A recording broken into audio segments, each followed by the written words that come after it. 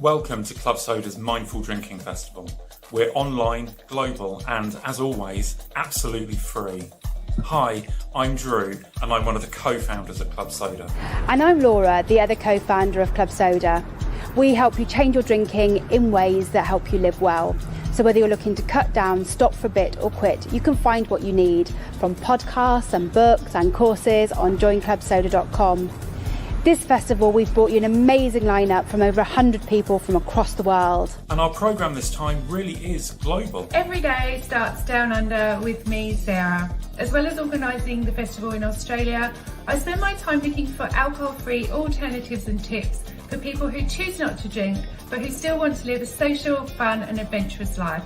And I'll be wrapping up each day here in the States. I'm Amanda, your US festival host and coordinator, and I'm also a mindset coach who helps women change their relationship with alcohol so that they can start living their most authentic life. Each day with a rolling programme of inspirational panels, conversations, social events, and opportunities to discover new low and low alcohol drinks. So whether you want inspiration to change your drinking, Or to connect with other people, or you want to discover and enjoy a new low and no alcohol drink, The Mindful Drinking Festival is for you. cheers! cheers! Cheers! cheers.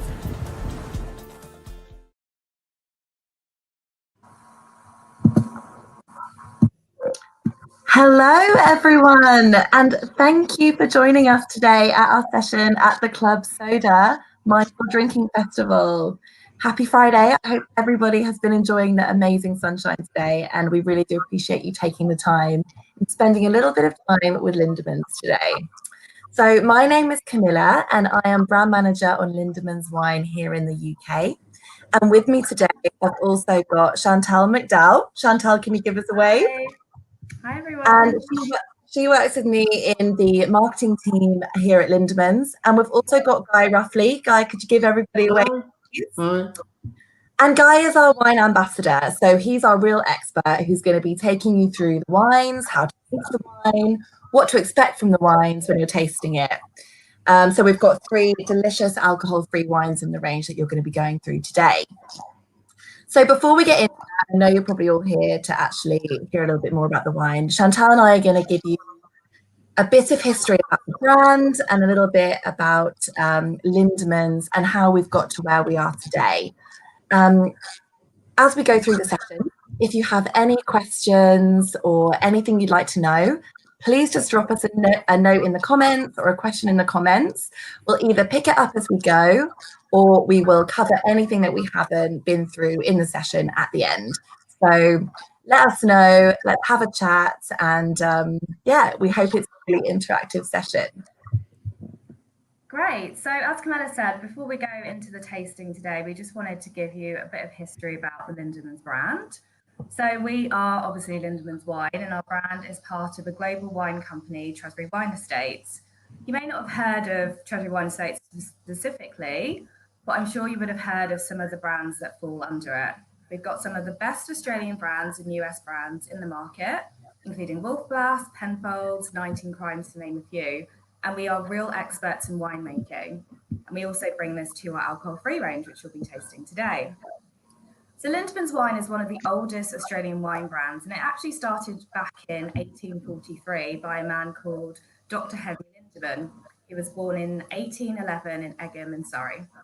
And he was a really interesting guy. He went on to be a doctor at St Bartholomew's Hospital in London, and he developed a knowledge in wine. And during this time, wines were actually prescribed to patients, and these were wines such as ports and sherries for ailments such as shock, fainting and sweating fever, you would have thought. So after several years, he emigrated in 1843 to New South Wales, Hunter Valley in Australia. And at the age of 32, he planted his first vines in Kawara, starting off with 800 acres of land. He visited the vineyards in France on the way to Australia, so he knew quite a lot about wine production and really started making some great quality wines quite quickly. Yeah, so after all of that, just before his first vintage in 1850, everything was burnt down, and it was suspected that it was actually an arson attack by a rival winemaker. So he became a doctor again, basically. And at this time, he had a gold mine, which helped him to get back on his feet. So in 1858, Henry Lindeman finally had his first export to his homeland, England, where he sold a Cabernet style, which is actually very similar to the wine that we will be tasting today. So he went on to be widely recognised as one of the founders of Australian wine. And he was living until he was around 70 years of age with his wife and 10 children, would you believe? So he truly followed his philosophy that Lindeman's wine and everything that we do, and we still live true to it today, is around bringing people happiness. And that's something that we really do try and make sure that we do in all of the wines that we create and everything that comes out of the brand. Yeah, so we have a really vast array of products under the Lindeman's brand. And just to give you an idea of the size of the brand globally, Lindeman's is one of Treasury Wine Estates' most widely sold brands, and one bottle of Lindeman's is sold every 2 seconds in over 100 countries. Aside from our range of alcoholic wines, though, we recognise the importance of being inclusive, and this is really why we've launched a range of alcohol-free wines, which we launched last year. And the focus is making sure that everyone feels included in social occasions with family and friends. We've done a lot of work with Club Soda in the last 18 months, including attending the Dry January and Summer Mindful Festivals last year. We were the headliner wine sponsor there. We did a tastings with Queer for Beers, which some of you might have attended, and it gave us a really great opportunity to meet and talk to you about our wines. And we've also listed our products on the Club Soda Guide, so definitely have a look out for them there after the tasting. And as a team, we're really committed to continuing to focus on alcohol-free. So that will be focusing on expanding our range, and it'll be really good to hear your feedback during the tasting in the chat section as we go through. Yeah, absolutely. Please do keep bringing that feedback. What we're trying to do with our wines and with Lindeman's is to really champion this positive lifestyle. So really try and bring true that bringing people happiness to everybody. And we're doing that by offering drinks, allowing moderation, keeping that inclusivity through our no alcohol wines. But we also try and take a more active stance on our impact on the environment as well. So positive lifestyle on the impact on yourself, but positive impact on the environment and the place that you're living as well. So recently been working with the Carbon Trust, for example, in measuring our carbon footprint. And that's really our first step in reducing that and becoming a more environmentally responsible wine brand. So that's definitely the direction that we're hoping to take. Yeah. So that's a bit about Lindeman's, but I'm sure most of you here today are here to go through the tasting with Guy. And some of you, like I said, might have attended the festival last year, and you might have remembered us from being present with our Lindeman's alcohol-free range. We gave out some sunflower seeds, and as you can see here, sunflowers are one of our key brand icons. We've all got sunflowers in the background, and we sampled our wines as well, which from what we gathered from the feedback went down really well. So hopefully you have a few bottles of Lindeman's wines in front of you. And on that note, I'll hand over to you, Guy, to take everyone through the tasting. Great. Thank you, Chantal and Camilla. That's great. So I've got the exciting bit, which is actually sort of tasting through the product. I was just going to take you through the objectives from a winemaking point of view, and then also a few sort of hints and tips on how to taste. Not how to taste, because everybody knows how to taste, right? But how to get the most out of tasting. And then we'll go straight into 3 wines. So we've got a sparkling, a white, and a red to go through. So yeah, just sort of like look at the objectives. So as we said, we want this to be inclusive. So if people want to choose no alcohol, they want to be in those social occasions, and they want those attributes that you might get from a traditional alcoholic wine. So you want, and that's typically around balance. It's about fruit, acidity, sort of layers of complexity, and those sorts of things that it gives you. And so it's not grape juice, right? So it's got to have those sort of that sophisticated taste, that layers of things. So just before I go on too much more, when I get into the tasting, I may get a bit sort of carried away and poetic and involved in tunnel vision on the wine. So if you do have comments, please post them in, and Chantal and Camilla will watch out for them, and they'll shout at me, and I can answer the questions if we need to go as we go through. So don't worry about that; that'll be fine. So the process then is really that we can do sort of various things. So we can grow grapes in a cooler area, so it doesn't get as ripe, because if we have less sugar, then that converts to less alcohol. Or pick early, for example, but then you might not get the balance that you need. So what we really need to do is actually make a fully alcoholic wine and then put it through an extra process to remove the alcohol. Without going into too much technical detail, that's really processes. You can do reverse osmosis, distillation, and we use a technique called spinning cone technique, which is under a vacuum, and essentially it separates the different molecules according to their properties within the wine. So within the wine, there's alcohol, glycerol, there's water, there's lots of these other flavors that have come from the fermentation that we really want to keep and we want to protect. These aroma and taste flavors that we really want to get into the wine.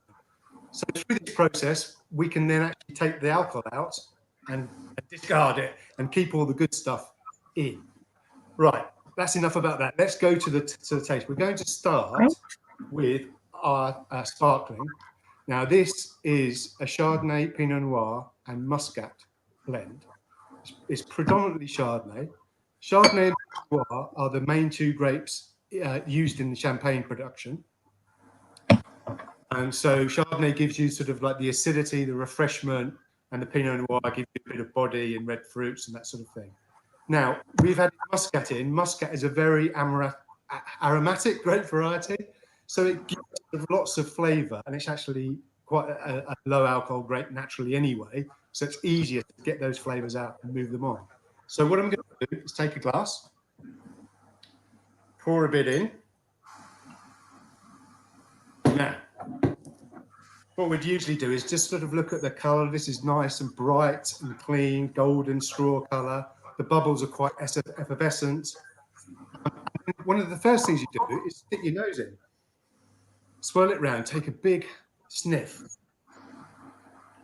Now, you've got to start thinking about what these things remind you of. So this is reminding me of some sort of stone fruits and maybe some peach or apricot, a little bit of lemon peel perhaps, some floral aspect to it. It's quite lifted, it's quite sort of delicate, but it's sort of there. It's an elderflower, I think.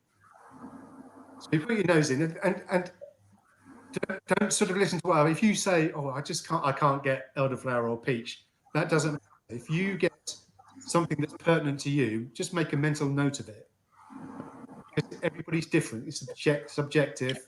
Everybody's palates and noses are different. So if it smells something really quite personal, like Uncle Bob's tobacco or Grandma's apron, that's fine. Just remember that's the thing to do. So then what I'm going to do is now taste a bit, but this is a slightly pretentious winey thing to do. You taste it, and I'm going to suck in a little bit of air as well, so that and swill it around my mouth, make sure it coats all the gums and teeth, so I can really get all the taste receptors on my tongue tasting wine. And the air's going in because that helps the nose part of it. The nose is the most important organ in tasting wine, believe it or not. So although it may look quite pretentious and there's lots of slurping, this is honestly the best way to do it. So, and if you want to sort of practice slurping, then maybe do it on your own, not in polite company. But here goes. Let's taste and see what we think. Cheers, everyone. Yeah, cheers. So you see, excuse that sort of slurping sort of sound. But what I find is that what's on the nose is really sort of following through on the palate. It's quite soft. The bubbles are quite soft. It gives a nice weight. Now, bubbles help deliver weight to this wine because in a traditional wine, alcohol really gives palate weight and body. And this is one of the techniques that we're using. Bubbles is a great thing to sort of almost substitute that and give it a feel of that sort of silky smoothness, because wine is still a treat, isn't it? It's a sort of one of those little everyday luxuries that you should have. So we've got to make it as the best we can. But I still get those tropical fruit flavors, a bit of sort of lemon peel and a bit of that sort of elderflower. But I also get that quite nice sort of clean acidity. So it cleans the palate. It's not too sort of sticky and sweet, and it doesn't cloy. So giving it as a proper adult, sophisticated, non-alcoholic drink this is what we're after here. I feel, Guy, that that's actually something that Lindeman's does really well in terms of our alcohol-free range. What you often get with alcohol-free wine is they do taste very much on the grape juice end of the spectrum, very sweet, very cloying. This is like that at all, and it's very much, like you said, more crisp, zesty, refreshing. Much more grown up, I think. Yeah. In the early days of non-alcoholic wine, it was quite common really to either stop the fermentation early or use very which leaves a lot of sugar in to correct it, because they wanted that weight, but they then were sort of chewy and difficult to get through, and it didn't have that sophisticated layers. One thing I will say is I've been sort of making these references to traditional alcoholic wine, and I think they're fine because we want there's similar occasions, there's similar drinking occasions with or without food or aperitif style. But also maybe just sort of taste it and then taste it again, but reset your mind and think, forget about wine, just think, is this a nice drink for me to have on a Friday evening when it's sunny outside, sitting on the patio, or, when we get onto the red, think to yourself, would this be a great, wine to have, with some food or whatever it was. So I would advise you to sort of look at it that way, because sometimes comparisons are useful, but they're not always the best thing. It's a good product in its own right, I think. So that was a sparkling. Sorry, Chantal. Well, sorry, I was just going to say, you did get really good feedback as well, actually, on the alcohol-free for them when we attended the Mindful Festival last time. And to your point, it's very much that people felt that the sparkling was a very nice alternative, and it felt like an adult drink instead of drinking like a lemonade, for example. And it was a nice wine substitute. So it's interesting for people just to either think or comment what their thoughts are on the sparkling. I think it's the sort of thing that you want to drink, don't you? You want to look forward to in a small way. You don't want to feel as though you're pressurized into, sort of like a default. It's sort of default choice because so you don't want to drink alcohol. That's all there is, sort of thing. So I'm going to move on because in the end of time now, we're going to move on to our still white, which is our Semillon Chardonnay. Now, the two great varieties, Semillon and Chardonnay, and they on that they have that order on the label because the Semillon is the greater percentage of. And Semillon is a great variety, mainly known in Bordeaux, white Bordeaux, and Chardonnay is an international grape variety. It's put everywhere, but is predominantly best known from Burgundy. Chablis is made from Chardonnay. Chardonnay gives the acidity and sort of fruit characters, and Semillon also helps to build the fruit characters, but also gives a bit more weight and body, which you're talking about. So again, it's a little sort of technique of blending two varieties, do different characteristics together to create something that sort of sits nice in the mouth and is fun to drink. So again, sort of give it a swirl, stick your nose in. Now I think this is a bit richer, and this is I think the sparkling was more of aperitif style, quite light and fresh and delicate. This is richer. It feels as though it's sort of like a hotter climate fruit, more of a tropical fruit rather than just a stone fruit. So it's edging towards sort of melon and pineapple, and with still a little bit of citrus. Let's have a taste.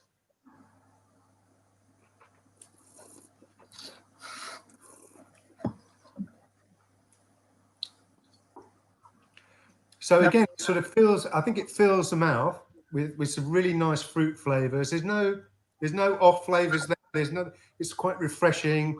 Again, the acidity is cleaning. I can feel the saliva sort of just, really sort of like lip smacking almost.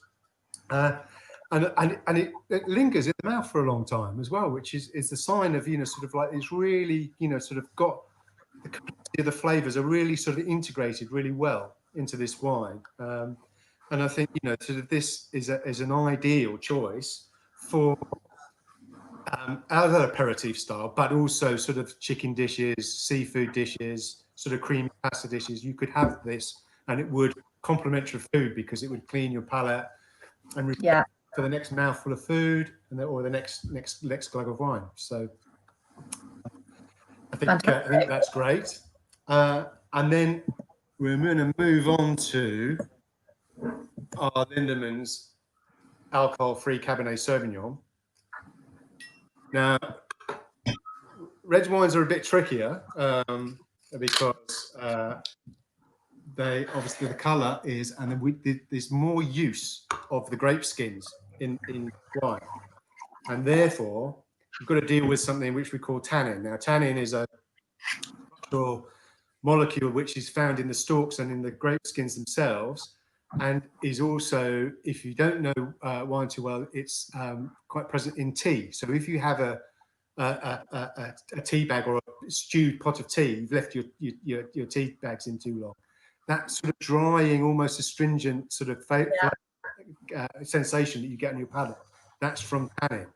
Now, we need tannin in red wine to give it some structure and hold it together, but also it helps to fix the colour because we want this red colour.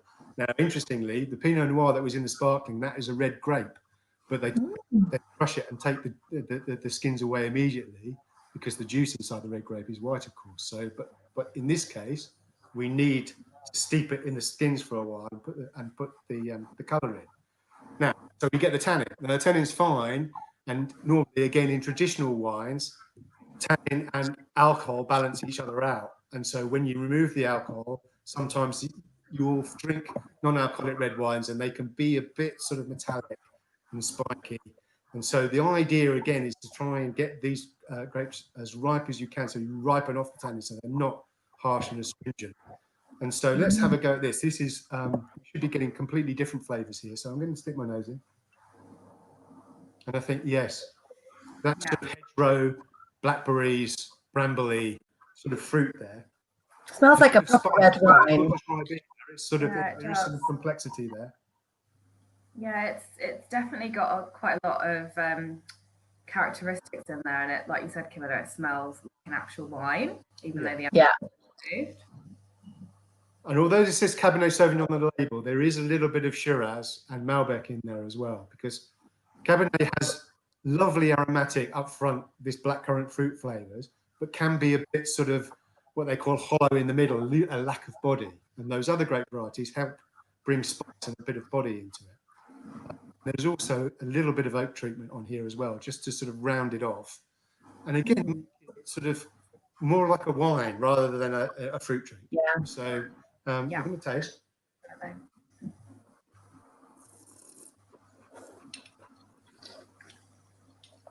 Lovely. This is my favourite one.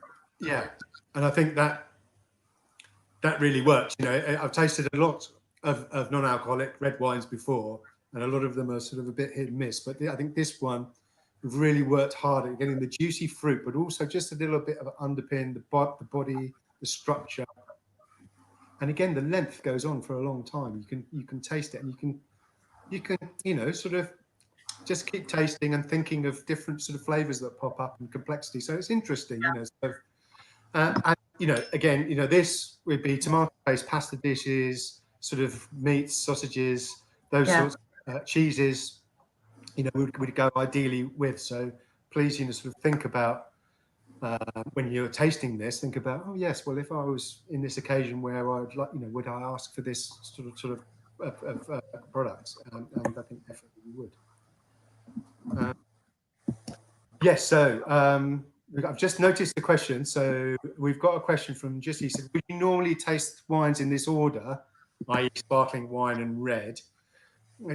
Yes, really, because it's to do with a number of things, sort of mainly acidity, weight, and depth of flavour. So that started with sparkling. It's got the bubbles. It's aperitif style. It's quite acidic, so it's quite refreshing. And then the white was a bit heavier, and then we moved on to the red wine, which has, as I say, it has the tannin, the impact from the skins, and it's heavier again. So, that was the order we would put them in. That's it. So I hope everybody enjoyed them, and we can pick up any questions if there are any.